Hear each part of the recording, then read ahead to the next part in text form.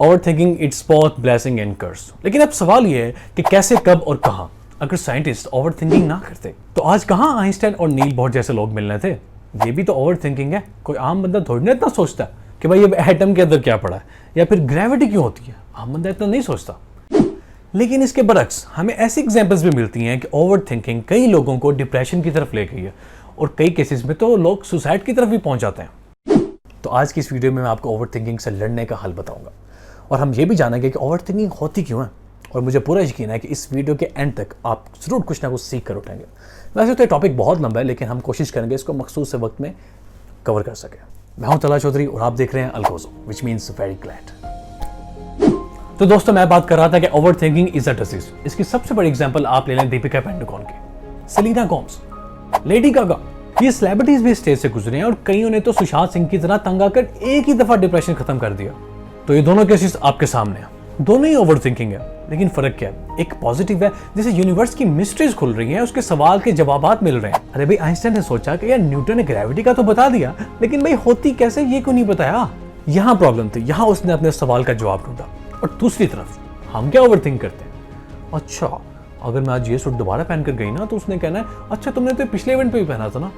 ये फर्क है पॉजिटिव और नेगेटिव थिंकिंग में। सबसे पहला सवाल ये है कि हमारी ओवर थिंकिंग की वजह क्या है। तो साइकोलॉजी इसका जवाब देती है कि हमारी ओवर थिंकिंग की सबसे बड़ी वजह सेल्फ डाउट है, खौफ, सेल्फ एस्टीम इश्यूज, खुद एतमादी के आगे सवालिया निशान।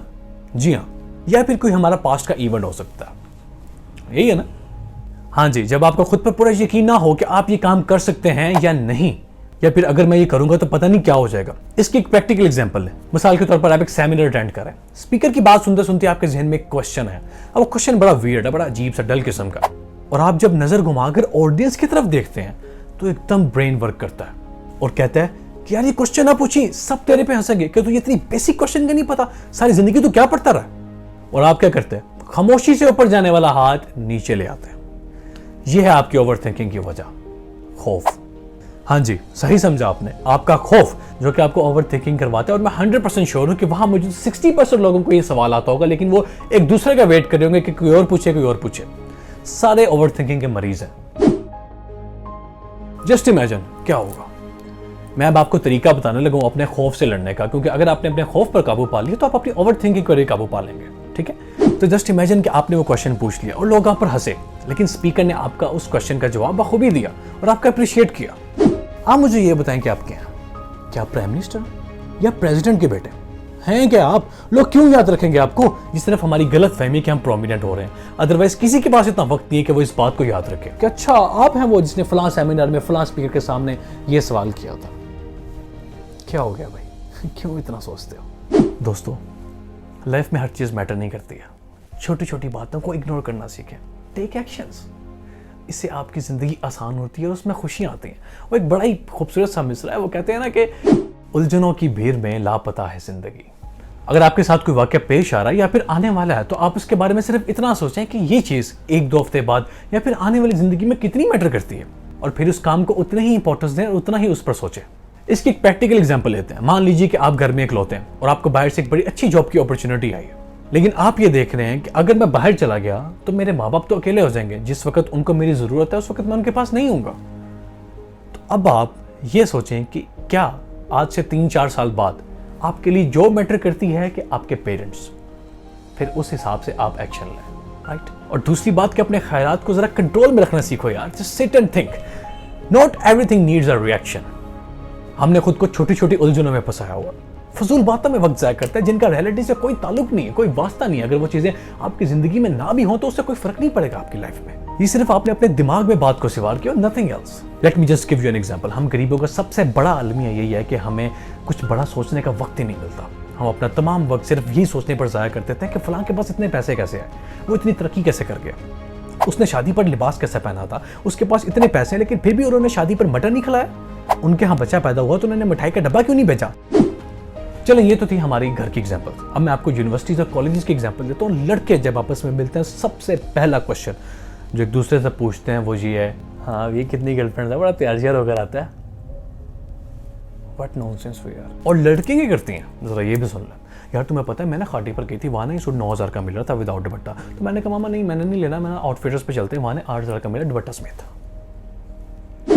मतलब इनके पास सिवाय कपड़ों की और कोई बात नहीं है। फलाने क्या पहना है, कहाँ का पहना है, ये सब डिटेल इनको पता होती है। ये हाल है हमारे यूथ का कि लड़कियों के पास सिवाय कपड़े के और लड़कों के पास इस बात के कि कौन सी बच्ची सेट करनी है और कोई बात नहीं है। बिलीव मी, तबाही आने वाली है। और इमरान साहब, आप किसको ठीक करना चाहते हैं? इस जनरेशन को, जिस जनरेशन के पास सिवाय गिबत, जिना, चुगलखोरी, नेगेटिव थिंकिंग, सोशल मीडिया के सिवा कुछ भी नहीं, आप इसको ठीक करना चाहते हैं? Strange, enormously strange. खैर, तो बात हो रही थी कि हम ओवर थिंकिंग को कैसे खत्म करें। दो तरह की प्रॉब्लम्स होती है लाइफ में, एक वो जिसका सोल्यूशन नहीं निकल सकता, वहां आपने अपनी थिंकिंग को ठीक करना, और दूसरी जिसका सोल्यूशन निकल सकता है, वहां आपने एक्शन लेना है। राइट? घर में लावारिस बैठे हो, सोची जा रहे हो कि यार जॉब्स नहीं है, बिजनेस के लिए पैसे नहीं है, क्या करें? तो यहां पर आपने एक्शन लेना, ना कि घर बैठकर ओवर थिंकिंग करनी है कि मैंने 10 जगह अप्लाई किया, मेरा कहीं नहीं हुआ। 20 जगह अप्लाई करो, 50 जगह करो। बिलीव मी, अगर आप में काबिलियत है तो आपको जरूर मिलेगी। यही चीज आपको पता होनी चाहिए कि प्रॉब्लम का लेवल कौन सा है और आप उसका सोल्यूशन किस लेवल पर निकाल रहे हो। प्रॉब्लम ये है कि आपकी शादी नहीं हो रही है, तो भाई अपना वेट लूज करो ना। लोग आपको क्यों रिजेक्ट करते हैं? मोटी हो, पढ़े लिखे नहीं हो, घर के काम नहीं आते, उम्र में ज्यादा हो, क्या वजह है? Find a solution. ये सोल्यूशन नहीं है कि आप घर में बैठकर सोचते रहिए और इस बात पर शिकवा करें कि अल्लाह ने मुझे ऐसा क्यों बनाया, वैसा क्यों नहीं बनाया वगैरह। No, this is not a solution. Solution ये है कि उस प्रॉब्लम की जड़ को पकड़ा जाए, जो आप में खामी है उसको एक्सेप्ट किया जाए, उसको चेंज किया जाए। राइट? तो हमने क्या सीखा कि जिस लेवल का प्रॉब्लम है उसी लेवल का सोल्यूशन निकाला जाए। दोस्तों, लास्ट में मैं आपको एक रियलिटी बताता चलो, इसमें आपका भी इतना कसूर नहीं है, क्योंकि हमें बचपन से ही इसी तरह का एनवायरनमेंट मिला। बचपन में थे तो माँ बाप कंपैरिजन करवाते थे, थोड़ा बड़े हुए तो लोगों को भी ज़बानें लग गई, और अगर शादी हो गई तो पार्टनर की बातें सुननी पड़ती हैं। I am really sorry for you. लेकिन दोस्तों, वक्त जो भी था, जैसा भी था, आपका आज आपके सामने है। हमें चाहते ना चाहते इस ओवर थिंकिंग के साथ फाइट करना पड़ेगी। चीज़ें इतनी आसानी से तब्दील नहीं होती हैं। वो कहते हैं ना कि चेंज ऑलवेज टेक्स टाइम। बचपन की बड़ी बुरी आदतों को मिटाने में कुछ वक्त तो लगता है। यहाँ मुझे गज़ल याद आती है, वो शायर कहता है कि प्यार का पहला खत लिखने में वक्त तो लगता है, नए परिंदों को उड़ने में वक्त तो लगता है। तो दोस्तों, मुझे पूरा यकीन है कि आपके लिए ये वीडियो हेल्पफुल रही होगी। Thank you so much for listening me till the end. अपना ख्याल रखें, आप इस मुल्क का असास हैं। अगर आप अपने ऊपर ही कंट्रोल नहीं रख पाएंगे तो इस मुल्क की हिफाजत कौन करेगा? इसीलिए स्टे हैप्पी, स्टे ब्लेस्ड, अल्लाह हाफिज़।